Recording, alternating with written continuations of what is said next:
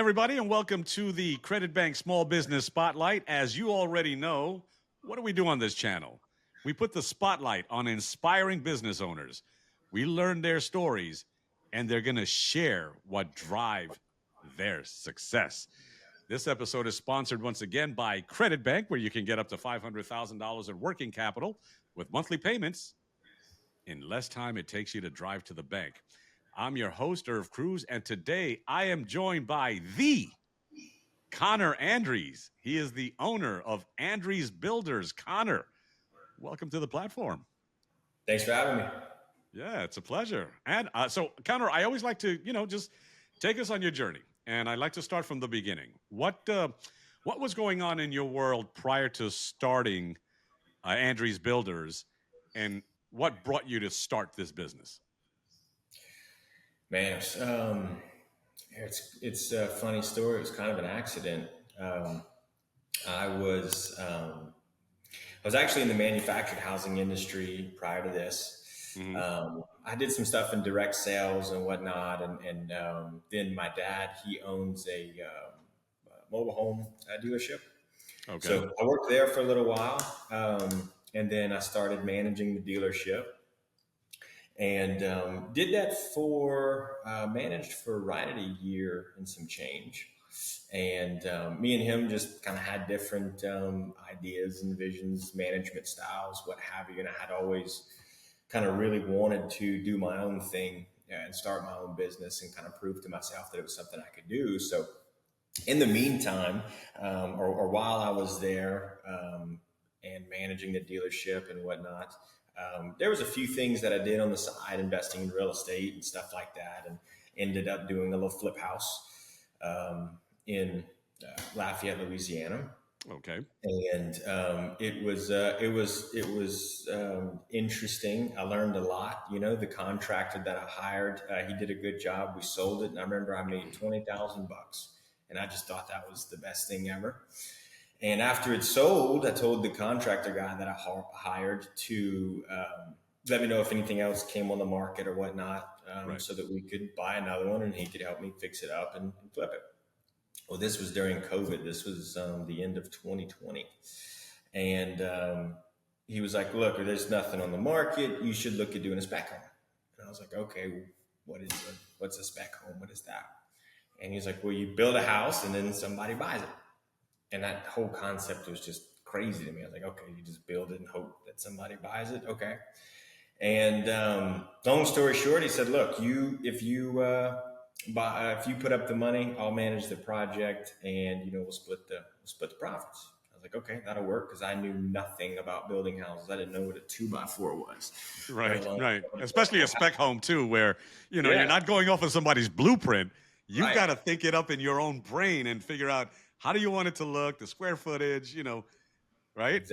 Exactly. So I broke the piggy bank and scrounged up all the savings, everything that I had to my name, and decided to buy 2 lots to build houses on. And I was going to build the first house cash, because I certainly wasn't bankable at 20 years old, with only roughly 200 grand to my name at the time. And that was just everything I'd worked for. I just saved every penny. I just didn't spend any money. Right. So, long story short, I told him I was ready to go. I bought the lots, and he kept dragging his feet.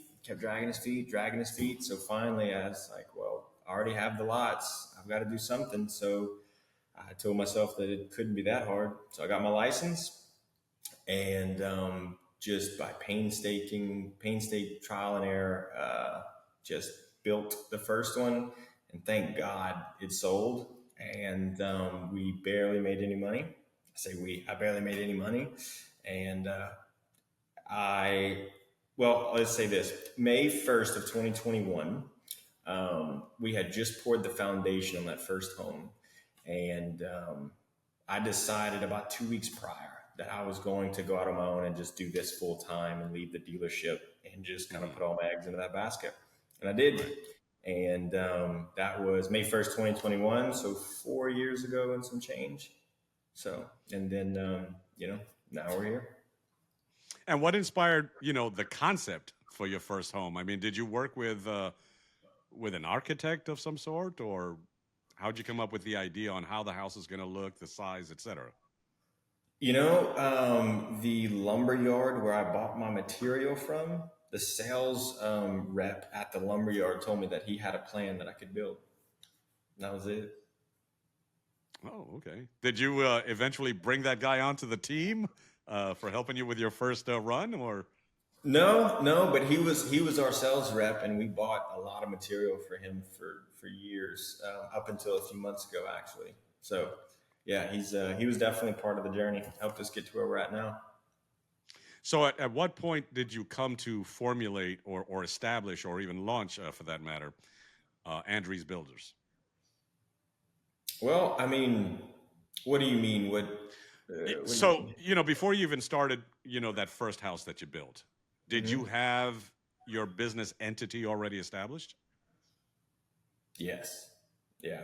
It was as soon as I bought the lots, I made an LLC, and I was only doing this with every intention of doing it on the side. It was Right. like, man, if I could, just like I'm flipping a house on the side type of thing. So I did not think that 4 years later we'd be the, top 200 largest builder in the nation and number three in Louisiana and all this stuff. That was not the intention whenever I first formed the LLC.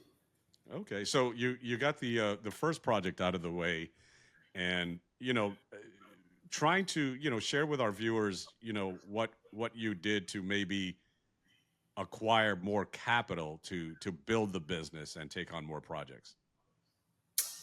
I just, I started with about 200 grand and I built the first spec house. And when that spec house sold, I got about $204,000 back and started the second one. And after that, being that I had did it once, I got, got lucky and a bank was able to give me a loan for the second spec home. Okay. Okay. So at that point, I was more bankable, because I had at least done and sold one of them. And the bank had saw that I had some cash. So, and then we never took on investors or capital or anything like that. Other than loans from the bank specifically for spec homes or communities, Right. that's the only debt that we've taken on. Oh, okay. So when you're coming up with a plan for another home, how do you choose based on budget, timeline, and the potential buyer's lifestyle? Well, depends because there's two different builds that we do. One would be the spec and community homes, right? Okay. And then the other side of the business, which is really our bread and butter and the thing that I've focused on building the most, is what we call the on your lot building. Excuse me. So on your lot means, if you had a piece of property somewhere and you wanted a home built on it, you could come to us and we'll build a home on your property, on your lot. And that side of our business is the bread and butter. That is what we've pushed and put a lot of time, effort, energy into.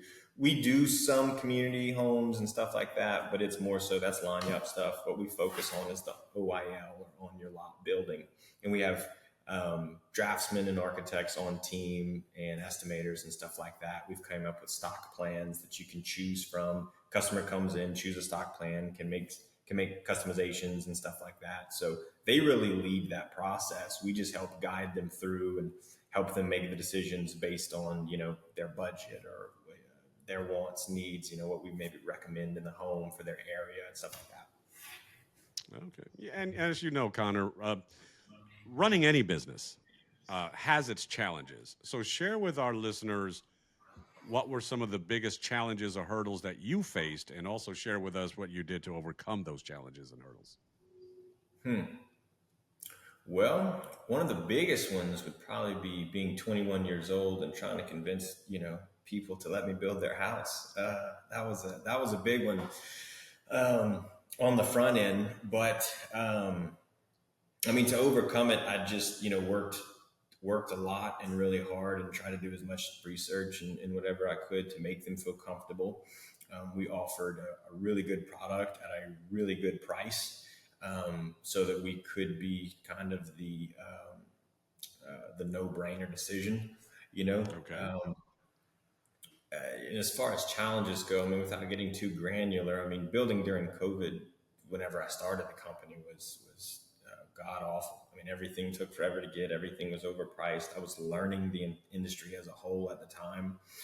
I mean, the biggest thing that I did, and the biggest thing I would tell any business owner, is to stack cash, try to spend as little as possible. You know, only spend on the necessities, and just try to run as lean and tight as you can until you kind of figure it out. And that's what I did. I just, you know, tried to save every penny and Right. focus on just trying to make sales and get more houses in the pipeline. Yeah, and share with us, what is the end-to-end process? What to expect from first consult to keys in hand.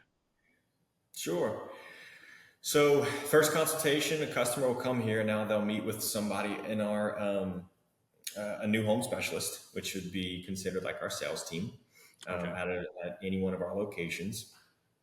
They'll come in. Typically, they'll look at different floor plans. The new home specialists are instructed to try to get some information from the customer first, things like budget, must-haves or wants, so that we can kind of guide them in the right direction. The last thing we want to do is show them, floor plans or steer them in a way that's going to waste their time, Right. So we try to get as much information from them as possible, try to help them choose a floor plan.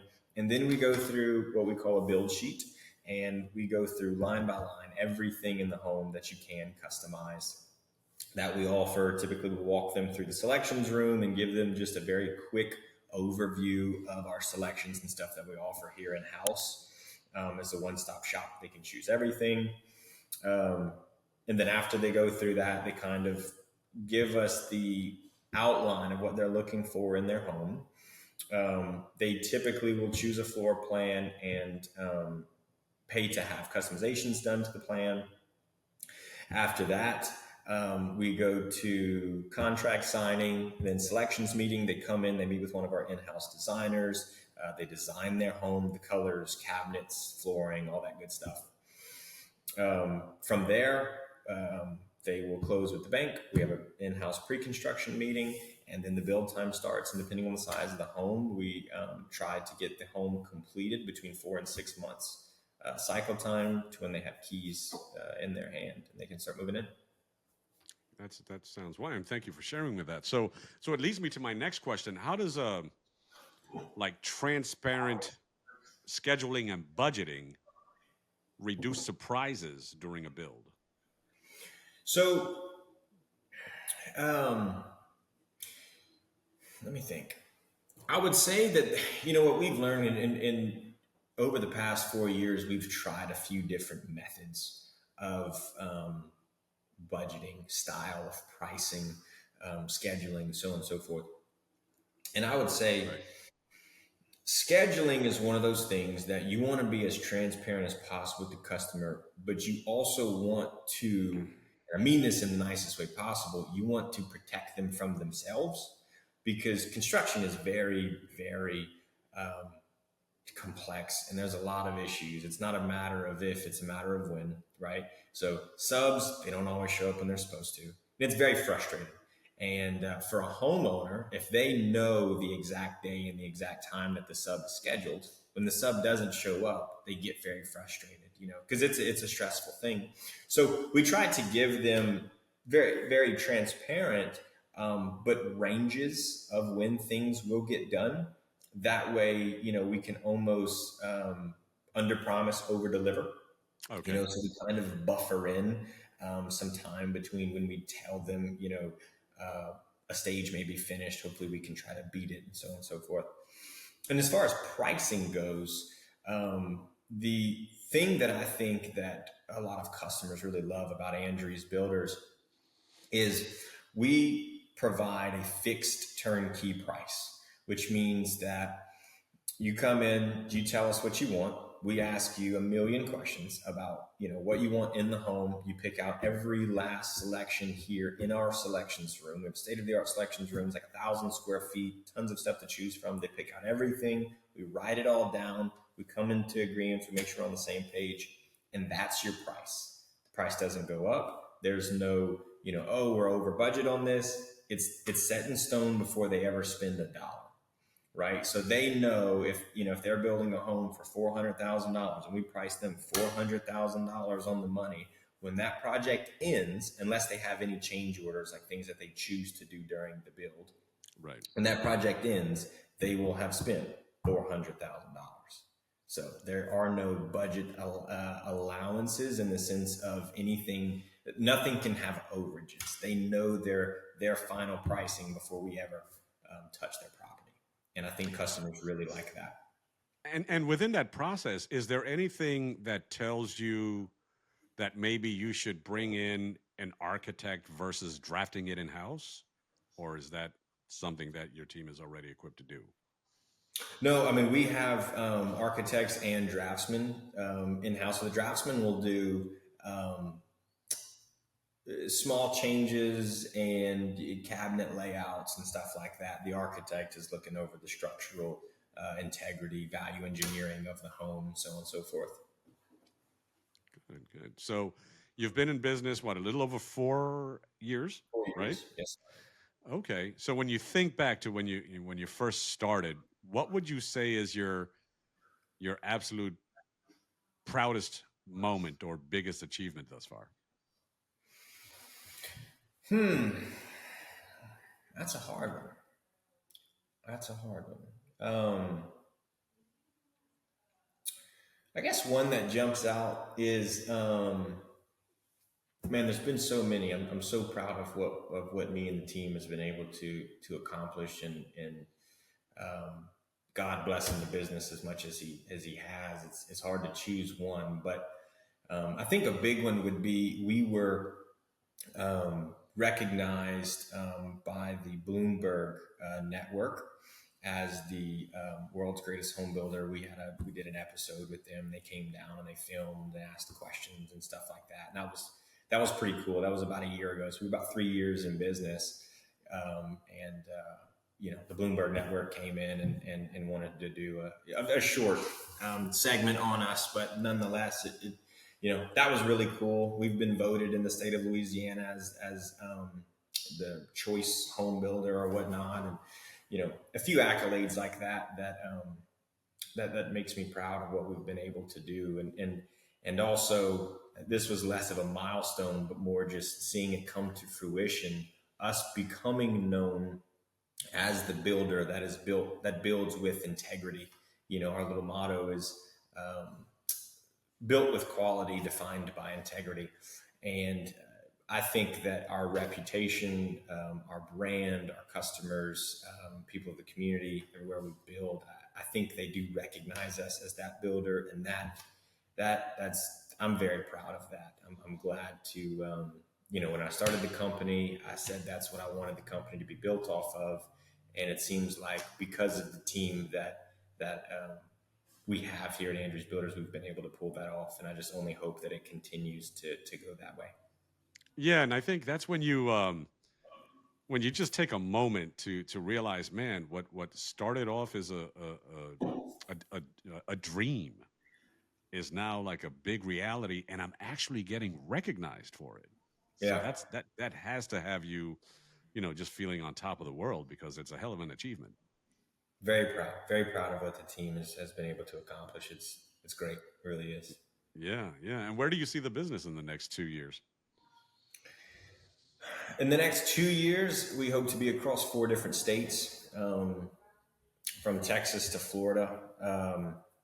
So maybe 5 states or so, but we are trying to open up at least 3 more design centers or retail locations a year, Okay. starting next year. So this year we opened up our first additional location, and it's doing really well. We've worked out some of the kinks there, so we just want to continue to grow. Our goal is to become the #1 custom home builder in the nation by 2032.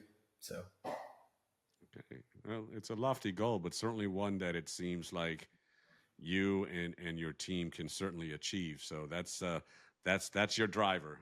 That's your why. That's your, just pushing forward to absolutely. to achieve that level. So my last question: if you had in order to get to that level, there's steps. Okay. Mhm. And if you had the perfect resources and support in place, whether it's, the financing you need, new technologies, new team members, what would you change for your business tomorrow to just, start that journey? What would I change tomorrow that would give me the like that would propel the business to the next level? Is that what you're asking? Yes. Yes. Oh man. I mean, I think the number one biggest, most important thing is finding the right people. If I just had the right people, I mean, over capital, over finance, over knowing the industry, the trades, the secrets, the any of it. I mean, having the right people, just having good people that can do their job well and bring a lot to the table. I mean, that is the number one thing that I wish I just had more of. I mean, that is the glass ceiling. Your business is only as good as the people inside of it. So Yeah, no, that's very well said, and that's the that's the true. What did I want to say? I had the thought in my mind, and it just kind of left me. But having the right people that buy into your culture and are able to mhm. represent your culture in a proper way that actually even attracts more business. That's key, and I thank you for sharing that. Yeah. So, Connor, I thank you so much for helping us learn a little bit more about Andries Builders. For those that are listening and they're watching and they want to connect with you, how would they be able to do so? LinkedIn would probably be the best way. Okay, and you have a website, of course. Oh yeah, yeah. For on the business side, andriesbuilders.com, or our Facebook page, Andries Builders. Um, any of that would be a great place to start. If they're interested in building or anything like that, if they're looking to get a hold of me personally, LinkedIn is checked on a weekly basis. So me and the team are trying to put out some more content and trying to get better at that so that we can recruit more and more good people, because we definitely need it if we want to hit our goal. Fantastic. Well, Connor, thank you once again for joining us and sharing your stories to our listeners. If you enjoyed this episode, be sure to tune in and subscribe for more inspiring business spotlights. Until next time, once again, I'm Irv Cruz, and we'll see you on the next Credit Bank Small Business Spotlight. Connor, thank you once again, and we wish you great success in your business. Thanks so much. Thank y'all for having me. I'll have a good one. Awesome. If you enjoyed this video, click here to watch another exciting episode.